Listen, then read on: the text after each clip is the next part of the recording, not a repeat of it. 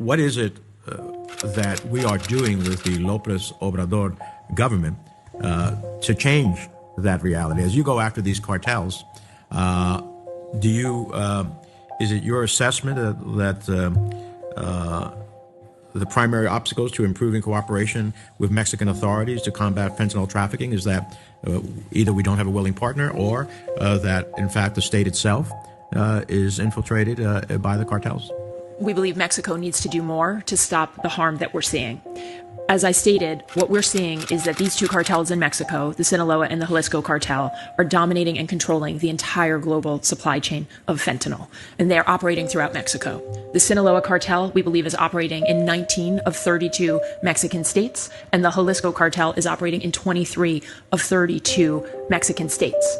What we know is that Mexico in the past worked relentlessly from 2012 to 2015 to disrupt one of the most violent criminal networks in Mexico, the Zetas, and they were effective at dismantling that cartel. We want Mexico to do the same thing here, to make their top operational priority also to defeat the two cartels that we believe are responsible for the fentanyl as well as the methamphetamine that is responsible for the loss of American lives today.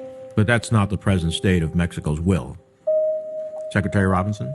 What we've been asking Mexico to do is put more resources into this effort. For us, it's a national security issue.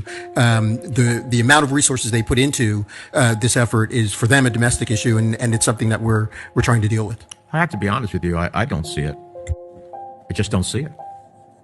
I don't see the willingness. I don't see the urgency. I don't see the commitment. I don't see the actions that would indicate to me that Mexico is being a good partner. Have you talked to our ambassador there about this? Is he engaged on this issue? Yes, and yes to both questions. Well, I hope he's vigorously engaged on the issue. And I have to be honest with you, if the good overtures to try to get them to act is not working, then there has to be other considerations.